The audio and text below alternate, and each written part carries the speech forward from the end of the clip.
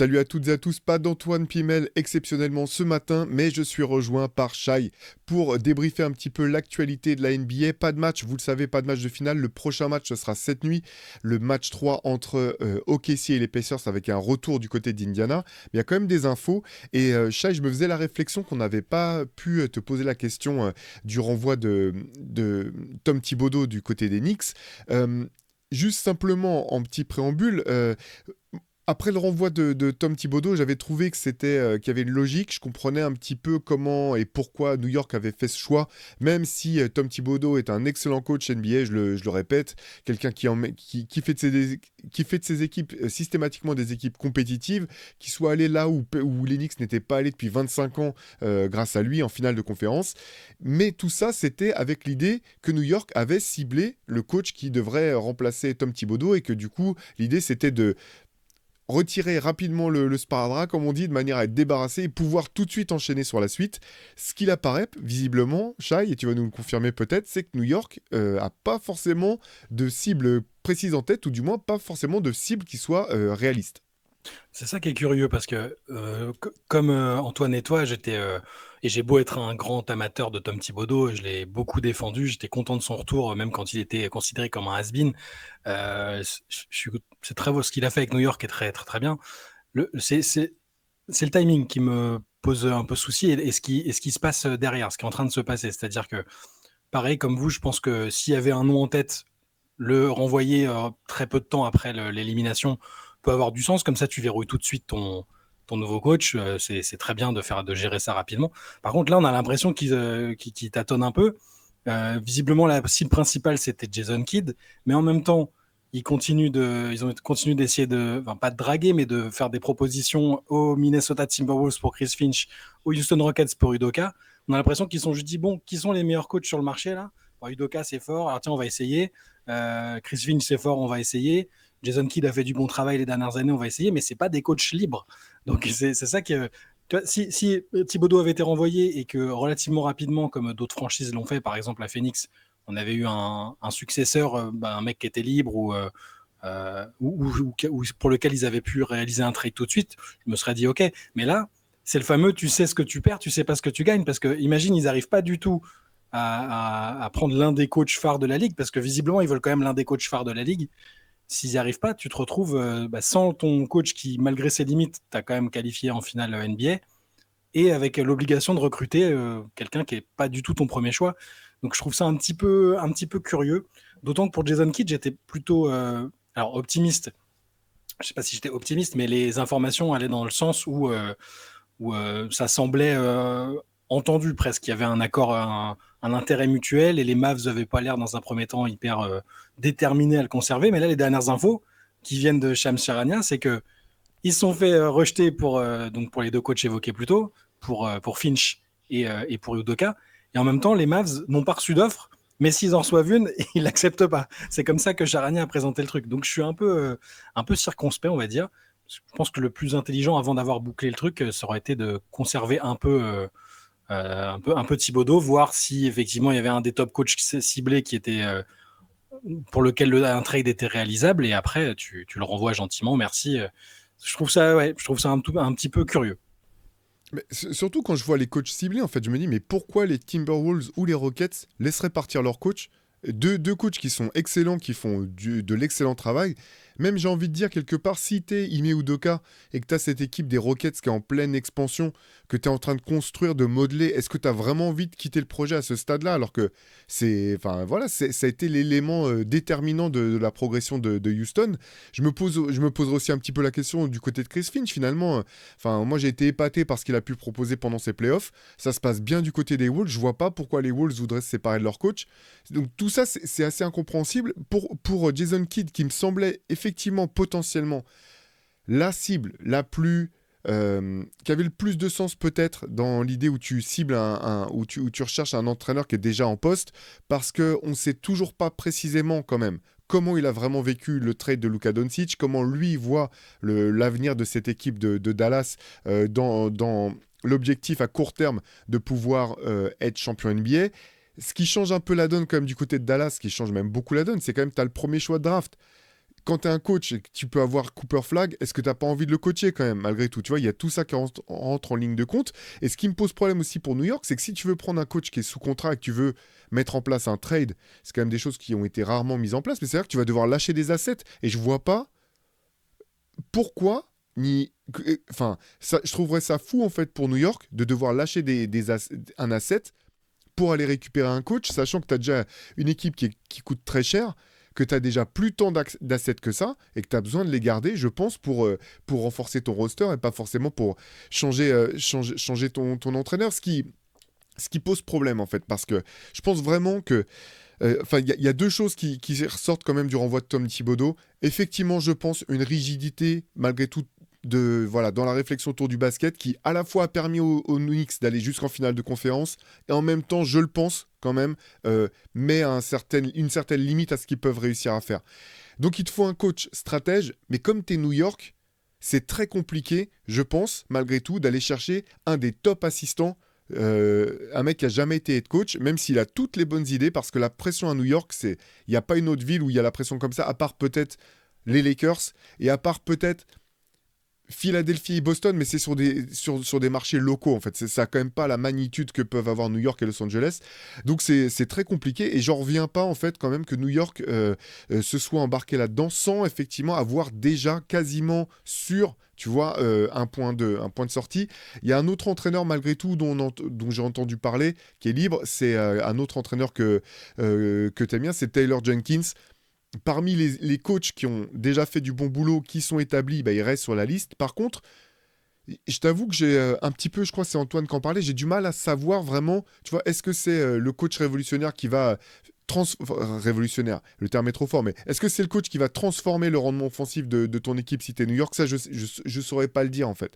C'était un bon coach pour construire une franchise, une équipe avec des jeunes, leur permettre d'être comment dire, efficace. Je pense que c'est un bon leader. Son renvoi est toujours aussi étonnant quand même sur le timing. Mais j'ai l'impression que ça reste le dernier coach de ce type-là, parce que sinon tu pars sur du Mike Budenholzer, mais est-ce que après deux Il y en a échecs un. relatifs, tu veux partir sur Budenholzer? Non, mais il y en a un, il y a Michael Malone, mais on n'a pas entendu Ah oui, là, bien on sûr, n'entend pas de bien rumeurs. sûr. Enfin, moi, je suis presque étonné que ça n'ait pas été. En fait, vraiment, quand j'ai vu Tom Thibodeau virer, je t'assure, moi, je pensais que le lendemain, on aurait appris Michael Malone nommé coach des New York Knicks. Il y a un peu tout qui colle, c'est-à-dire qu'il y a l'expérience un peu de la gagne récente qui cherche, parce que il leur manque ce step-là. C'est un New-Yorkais, enfin, il a le caractère. Je pense pas que New York, ça lui fasse peur, hein, honnêtement. Il en a vu d'autres. Ça me paraît pas être un souci. Il est libre. Donc, je serais curieux de savoir si au moins ils ont discuté avec lui, parce que je veux dire, le gars n'est pas sous contrat. Euh, c'est beaucoup moins compliqué quand même que de réaliser un trade pour un coach qui arrive très très rarement, à part Doc Rivers. Il n'y a pas eu de mémoire récente d'autres transactions de ce type-là.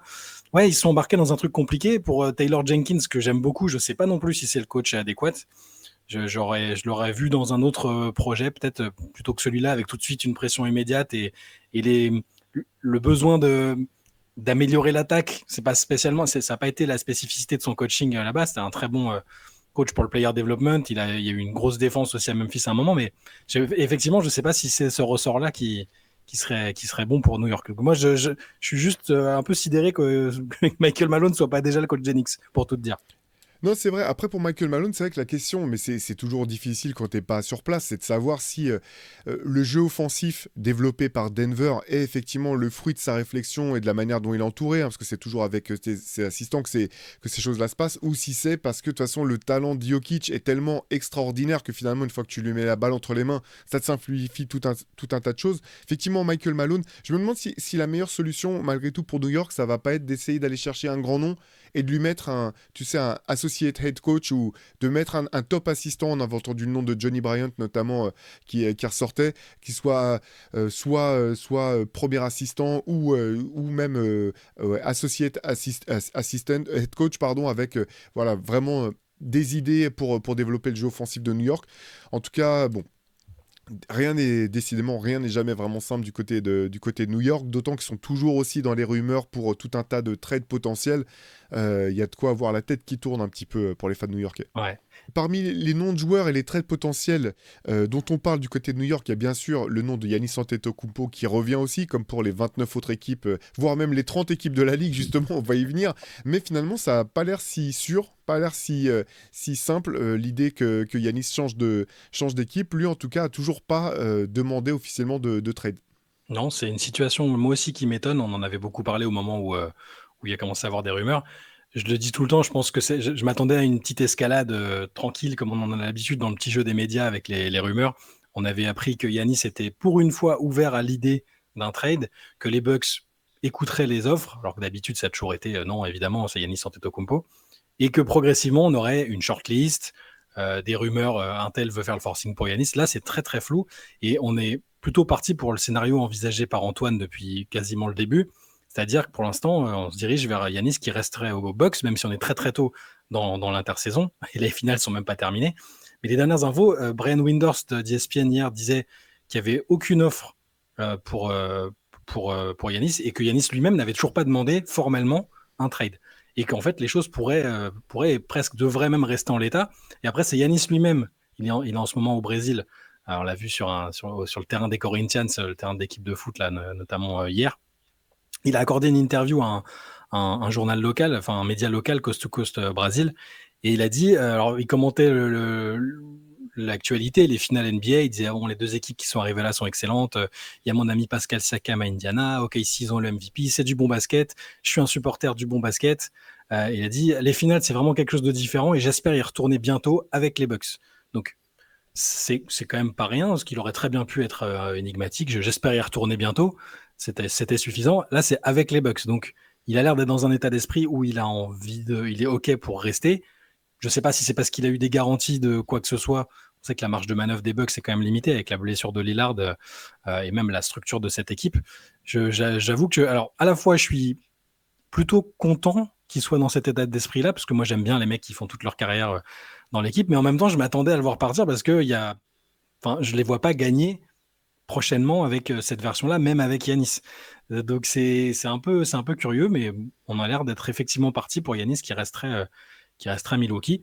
On va aussi voir, attention, par rapport à la free agency, par rapport à la draft, ça peut changer très très rapidement. C'est aussi ça qui va déterminer l'avenir de Yanis. Mais il a l'air d'être parti pour rester, ou en tout cas pour ne pas partir au bras de fer. C'est déjà au contraire d'autres stars qu'on a pu voir dans un passé récent. Ouais, ce qui m'étonne un petit peu, c'est effectivement ce qui revient souvent, c'est de toute façon, Yanis n'a toujours pas demandé de trade. Mais je trouverais ça dur, en fait, que les Bucks l'obligent à finir par demander un trade. Mm. Parce qu'en fait, je pense moi, je me disais, bon, c'est comme c'est une fin de parcours ensemble, quoi. T'arrives au bout d'un mariage ou d'une relation, d'un commun accord, tu vois que ça va plus être possible.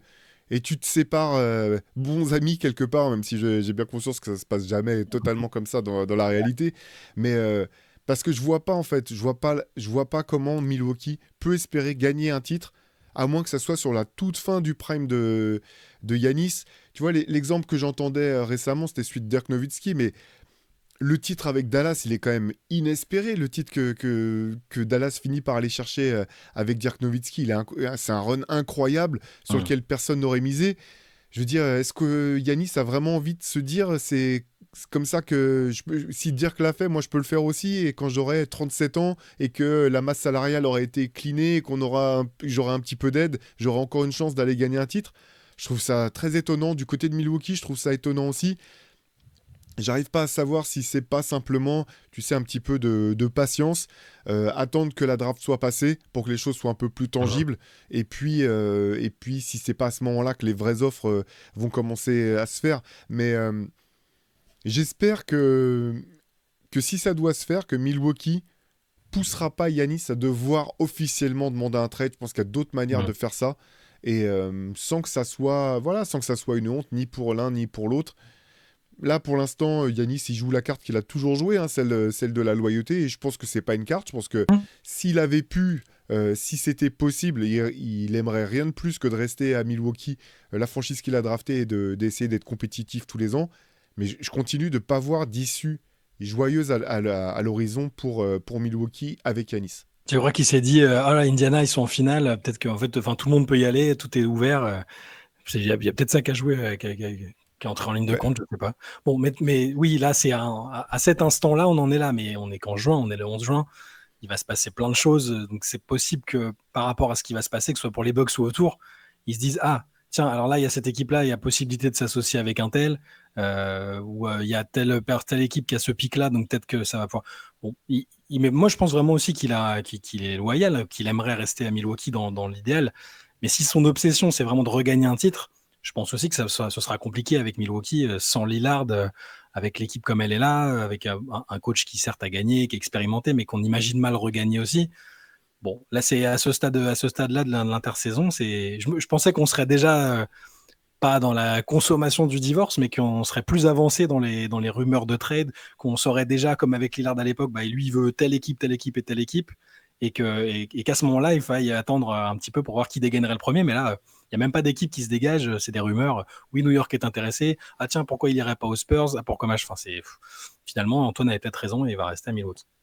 parce que, ouais, l'Est est peut-être ouvert, mais si tu regardes le roster de Milwaukee, là, il n'y a pas un joueur que tu prends à part Yanis. Qui tu prends? Si tu fais une draft où tu as le roster des Pacers Ouais. et le roster des Bucks, tu vas prendre 7 joueurs des Pacers avant d'aller choper un autre joueur que Yanis du côté des Bucks. Et il y a d'autres Ouais. équipes qui sont même loin des finales NBA à l'Est, dans lesquelles tu peux dire la même chose. Si tu regardes une équipe comme Détroit qui sort au premier tour, mais je veux dire, les rosters, tu peux pas les comparer. Là, c'est quoi Regarde, qui serait, à ton avis, le deuxième meilleur joueur des Bucks à la rentrée prochaine, si on gardait les rosters tels quels?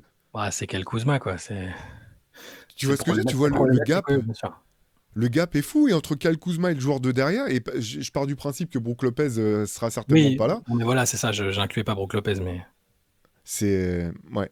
Bon, à suivre de toute façon, hein, ça va continuer d'animer de toute ouais. façon la saga jusqu'au premier match de la saison prochaine. Ça, c'est sûr. Je te propose qu'on fasse un détour par la Betclic Elite parce que là aussi, on est au stade des finales. On connaît l'affiche. Ça sera donc une finale, un remake de la finale dernière. Paris Basketball contre Monaco. Monaco qui a bouclé sa série hier face à l'Asvel d'une manière complètement dingue. Ah ouais, non, mais enfin, ils ont fini sur un 20-0, ils gagnent de 5 points à la fin, mais c'était inespéré, un run incroyable. Jusqu'à la 35e minute, ils étaient encore. Enfin, c'est Je vais te assez. donner le score. J'ai Ouais. j'ai le score si tu veux. 80-86, non? C'était. Attends, je te dis ça tout de suite. Précisément, il restait 4 minutes 35 à jouer, donc dans le quatrième quart-temps du dernier match. Le score, c'était 71-86 pour l'Asvel. Ouais. Score final, 91-86 pour Monaco. Ah, incroyable. 20-0 en 4 minutes 30. Mathieu Strazel qui fait une fin de match incroyable, qui a rappelé de bons souvenirs, je pense, aux spectateurs, aux supporters de l'équipe de France, pendant les JO avec ce qu'il avait fait. Ouais, Monaco, c'est très très fort. Alors, il retourne en finale 4e fois de suite. En quelques années, c'est vraiment devenu une équipe totalement incontournable et qui est capable de renverser des situations assez dingues. Et la déception de l'Euroleague qui est passée. Mais ça va faire une super finale contre Paris. Ouais, donc premier match des finales, ça sera dimanche à 16h30 si je me trompe pas. Du coup, ça sera à Paris pour le coup le premier match. Donc voilà pour la finale de Betclic Elite. Un petit détour aussi par la WNBA, Shai, où le New York Liberty continue d'enchaîner les victoires. Ouais, ils sont sur une série. Alors, c'est une série depuis le début de la saison, hein, comme Minnesota, 9 victoires à 0 après leur victoire contre Chicago, la nuit dernière. C'est une équipe où tout roule. Il n'y avait pas Jonquel Jones, qui est quand même la MVP des finales, des dernières finales. Et tout fonctionne bien. Tout n'est pas encore parfait, mais tout fonctionne plutôt bien. C'est la première fois, évidemment, dans l'histoire de la franchise qu'elle commence par un 9-0. Et ouais, bah, tout fonctionne bien.